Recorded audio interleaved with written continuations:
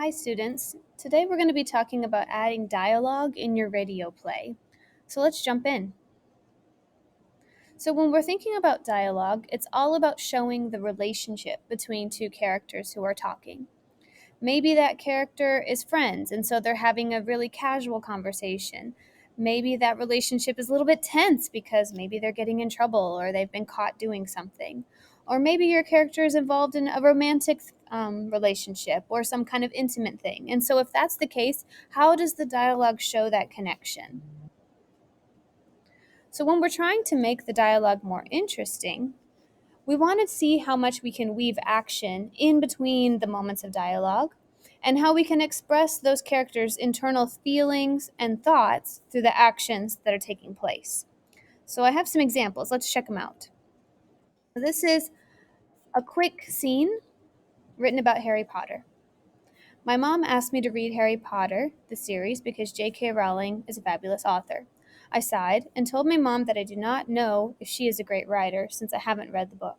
But my mom kept saying that I need to read a book, so I finally agreed to give it a try. Now let's take this scene and put it in a radio play format and see if we can make it more interesting.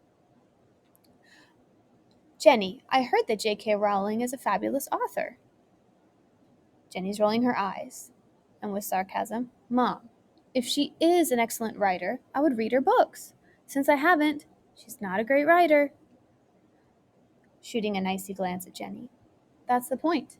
You haven't read anything she's ever written. Fine, I'll try it out. And with that, Jenny picks up the book and walks to the other room. So as you can see, I have highlighted some key ways that the writer can add those emotions and that feeling inside the scene to make things more interesting. Now there's a couple of things to remember when you're writing your play.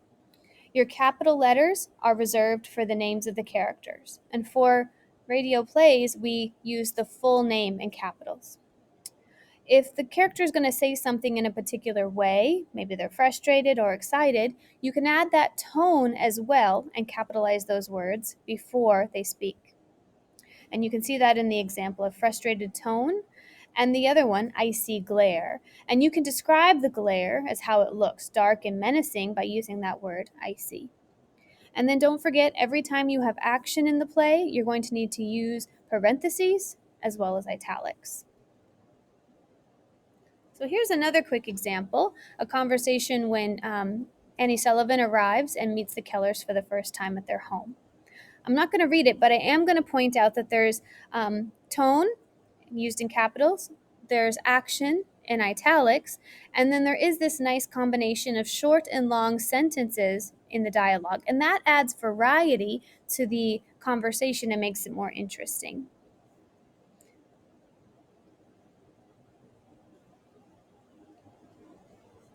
Again, in this scene, you'll notice that if you want to show swift movement between two characters, you can actually add a little dash line, but don't complete the sentence. And this indicates that Mr. Keller was speaking, but Annie sort of cut him off. And sometimes characters do that in a story when they're thinking quickly or emotions are running high.